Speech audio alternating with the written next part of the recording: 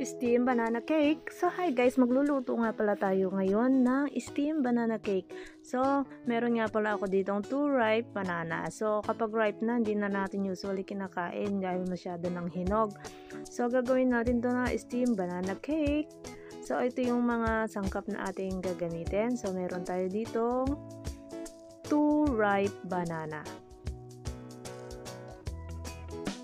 And then, maglalagay din tayo dyan ng 2 cups of all-purpose flour. And then, half cup ng extra virgin olive oil. Kung wala kayo nito, pwede din yung butter yung inyong gagamitin. Ay mas masarap ka. So, mas healthy tayo. Kaya, gagamitin natin ng olive oil. And then, meron tayo dito. Optional lang yan. May mga nuts tayo dyan. Mayroong almond, may fruits, may raisins. Meron din tayong dried persimmon. Depende sa inyo. Kasi optional lang ang paglalagay nito kasi yung original naman na banana cake ay wala naman nito. Ayan. So, nagamitan natin siya ng baking soda. And then, yung replacement natin sa sugar ay magagamit tayo ng honey. So, usually, yung nilalagay natin dyan is half cup of brown sugar or white sugar. So, ako naman gagamitan ko siya ng 2 tablespoon ng honey. Ayun yung gagamit natin pampasweet kasi nga alam nyo, mas maganda na ngayon ang medyo healthy tayo. Ganyan yan. So, yung banana, imamash lang natin siya. Pwede yung gamitin siya ng tinidor o ganyan, pandurog. And then, yung harina natin, lalagyan natin siya ng 1 teaspoon ng baking soda. Ayan, mix natin yan. Yung nga palang harina natin ay nasip na natin.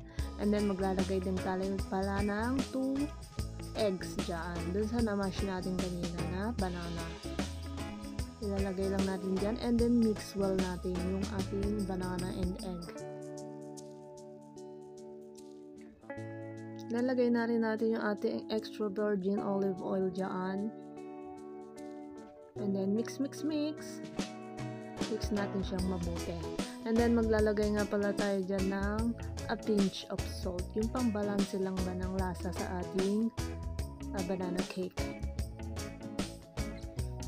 And then, lalagay na tayo dyan ng 2 tablespoon of honey. Ayan. Para sa akin, sakto lang yung lasa niya dun sa 2 tablespoon ng honey. Sugar gum nga pala yung aking honey na gamit. So, medyo makikita nyo parang may buo-buo siya. Ayan. Then, mix natin siya mabuti. After that, lalagay na natin yung ating harina with baking soda. So, importante na maisip nyo muna yung inyong harina bago natin siya i-mix para hindi magkaroon ng mga lump or buo-buo yung ating harina dyan. So, kung ready na, okay na yung ating butter mixture, mag-a-add nga pala tayo dyan ng kalahati ng ating mga dried fruits natin dyan. Meron nga pala tayong 3 kinds. Persimmon, and then dried blueberries, tsaka raisins. Lagyan natin ng konti dyan para pang mix natin. Mas magkakaroon siya ng kakaibang lasa yung ating banana cake. And then mix well. Ayan, then lagay na natin sa ating baking pan. Naglagay nga rin pala ako dyan ng baking paper para hindi siya dumikit dyan sa ating steamer. And then, lagay lang natin sa ibabaw yung ating mga dried fruits, cashew, almonds, anything, kahit ano dyan, optional lang naman yan. And then, sa kulong tubig, steam lang natin siya dyan for 25 minutes. Ayan na. Ready na ang ating steam banana cake. So, nakikita nyo naman guys, perfect na perfect yung ating pagka-steam dyan. Hanguin na natin at saka hiwain na natin. Mas maganda siya guys kung hihiwain nyo is yung medyo nag-cool down na siya para pag in-slice nyo hindi na siya didikit sa ating knife. Ayan.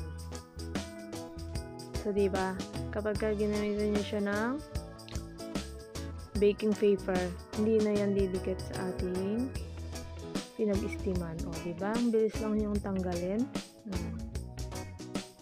Ang perfect ng pagkakagawa natin ng banana cake.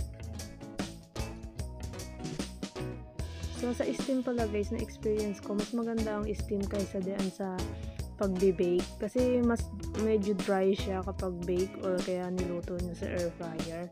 Mas maganda to kasi talaga yung moist niya is nakikip.